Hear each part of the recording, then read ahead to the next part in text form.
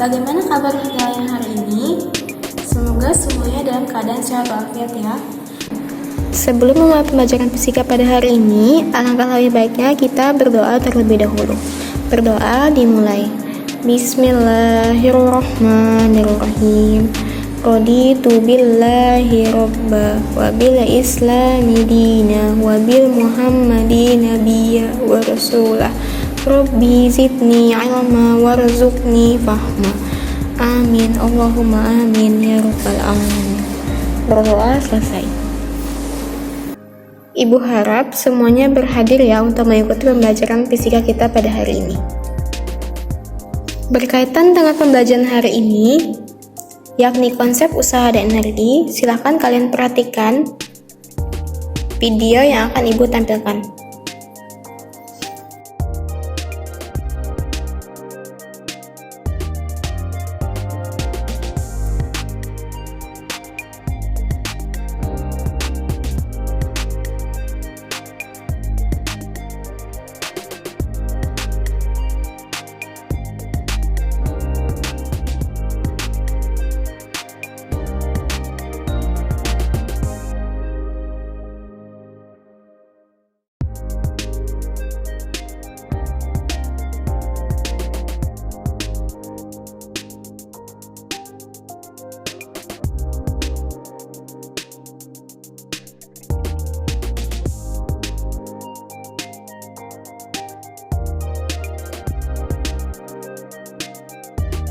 Dari video yang kalian lihat, bagaimana konsep usaha dan energi yang terjadi saat kelereng itu menggelinding.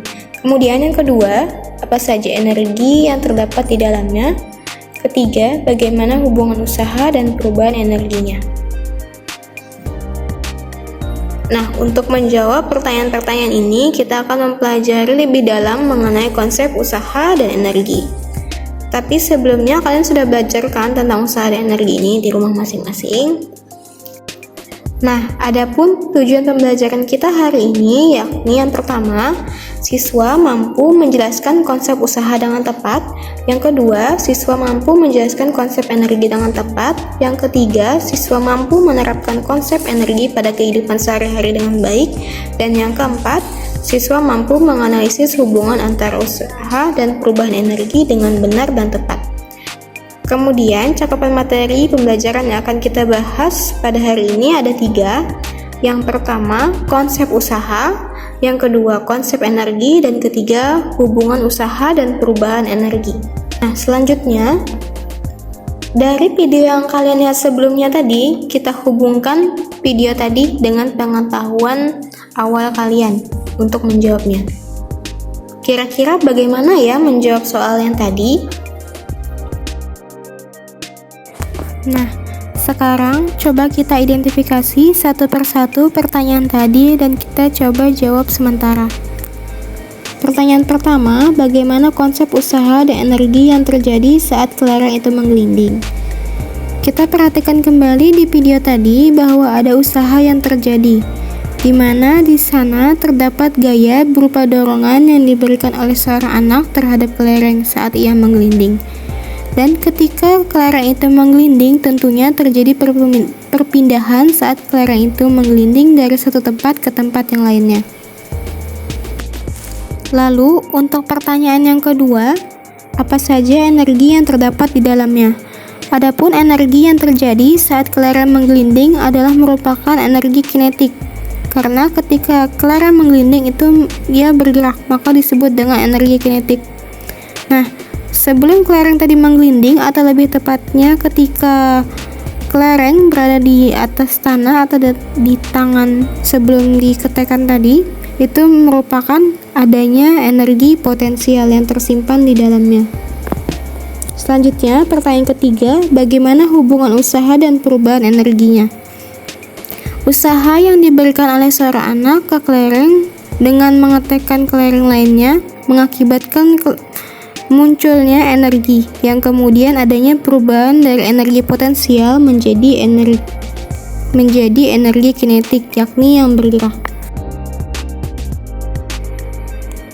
Lalu bagaimana dengan hubungan antara usaha dan perubahan energinya? Adapun hubungan antara usaha dan energi kinetiknya adalah sangat besar. Begitu pula hubungan antara usaha dan energi potensialnya juga sangat besar. Berkaitan dengan materi hari ini, Ibu akan menjelaskan sedikit mengenai konsep usaha, konsep energi, dan hubungan usaha dan perubahan energi. Yang pertama ada konsep usaha. Yang pertama, usaha adalah gaya yang dikenakan pada suatu benda sehingga benda itu dapat berpindah pada jarak tertentu. Nah, ketika benda itu berpindah, usaha dapat dilakukan dengan gaya yang konstan ataupun gaya tidak konstan. Usaha atau kita lambangkan dengan huruf W oleh gaya konstan itu yang kita ketahui merupakan hasil kali dari gaya dengan besarnya perpindahan. Atau secara sistematis dapat kita tuliskan bahwa besar usaha yakni W sama dengan F dikali dengan S, yang mana F itu merupakan gaya dan S itu merupakan perpindahan. Besar usaha yang dilakukan oleh gaya dengan membentuk sebuah sudut theta atau sudut alpha, maka persamaannya menjadi W sama dengan F dikali S dikali cos alpha. Adapun grafik usaha oleh gaya konstan adalah sebagai berikut. Selanjutnya, untuk usaha oleh gaya tidak konstan, seperti contohnya pada kegiatan memanah. Untuk melepaskan anak panah dari busurnya, itu membutuhkan sebuah tarikan tali busur beserta anak panah yang ke belakang. Ketika semakin kuat tarikannya, maka semakin besar pula gaya yang dirasakan oleh si pemanah. Adapun contoh lainnya yakni ketika sebuah pegas diregangkan, gaya yang dirasakan orang yang meregangkan juga akan semakin besar. Adapun untuk grafik usaha yang dilakukan oleh gaya tidak konstan adalah sebagai berikut. Materi selanjutnya tentang konsep energi. Mungkin sampai sini masih ada yang bingung mengenai perbedaan usaha dan energi.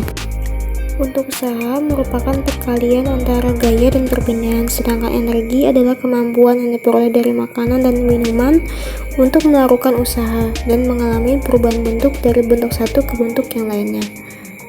Adapun untuk jenis-jenis energi, ada energi cahaya yang bersumber dari matahari sebagai cahaya terbesarnya.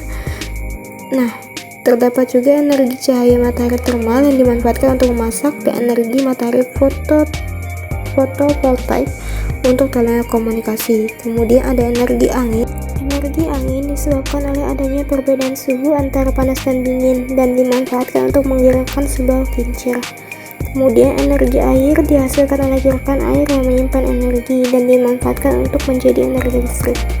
Kemudian ada energi nuklir yang dihasilkan dari reaksi fisi, digunakan untuk pembangkit listrik tenaga nuklir, dan dari reaksi fusi inti atom, yakni reaksi yang terjadi pada hampir semua inti bintang di alam semesta. Dan yang terakhir ada energi panas bumi yang tersimpan dalam batuan yang dimanfaatkan untuk sektor-sektor non-listrik seperti pemanasan ruangan, pemanasan air, dan pemanasan rumah kaca.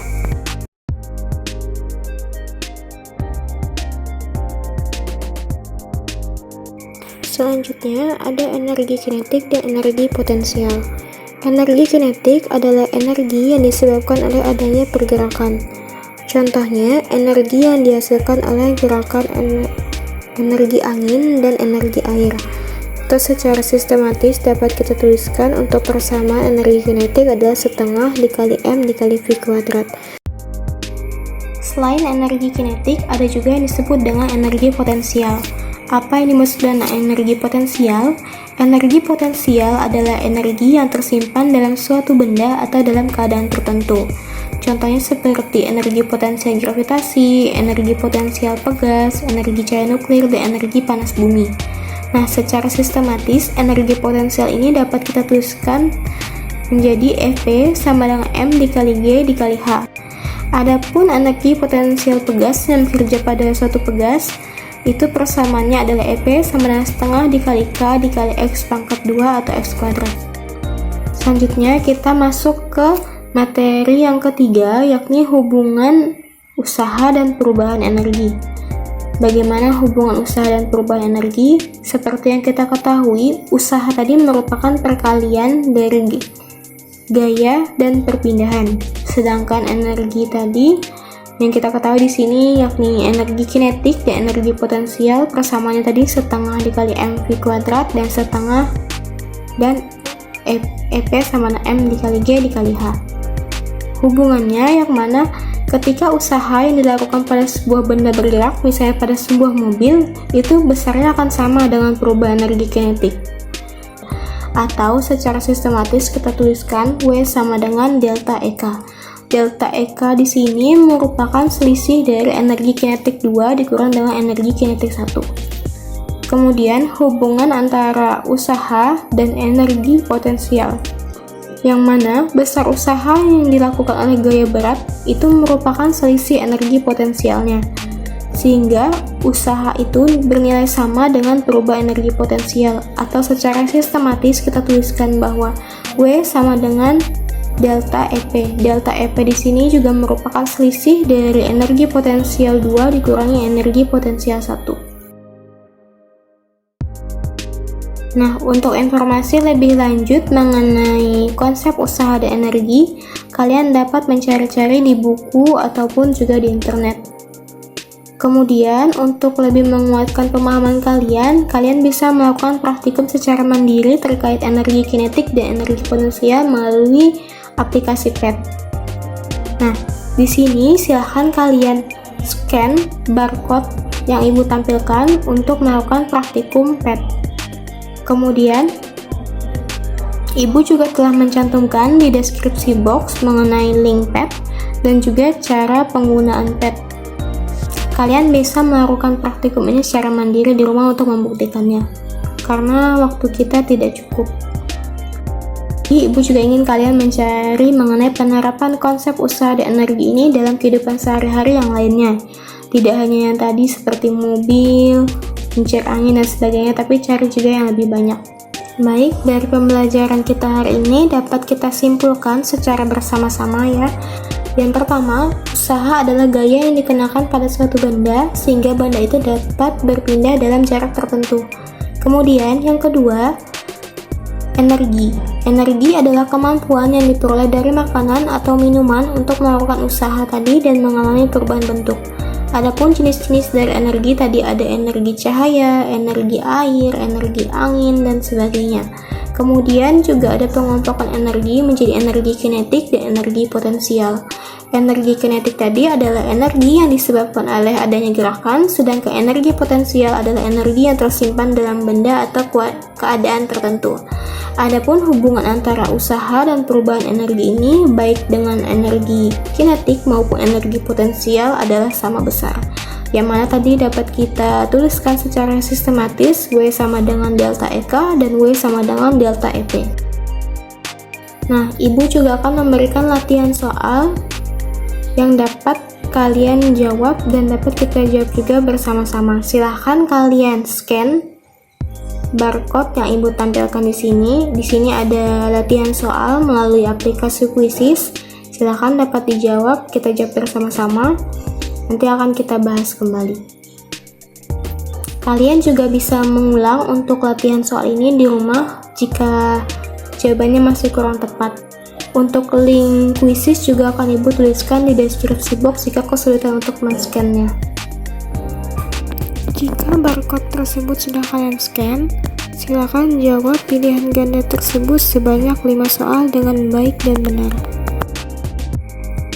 Nah, alangkah lebih baiknya sebelum menutup pembelajaran kita pada hari ini, kita berdoa dulu agar ilmu yang kita peroleh lebih berkah dan dapat dipahami. Berdoa dimulai. Bismillahirrahmanirrahim. Allahumma inni istaudiuka ma'allamtanihi fardu'hu ilayya yang dahajati wa la tansanihi ya rabbal alamin. Amin amin ya rabbal alamin. Berdoa selesai. Alhamdulillah, mungkin cukup pembelajaran kita pada hari ini. Semoga dapat dipahami dan jangan lupa belajar lagi di rumah. Ibu ucapkan terima kasih atas segala perhatiannya. Ibu akhiri. Assalamualaikum warahmatullahi wabarakatuh.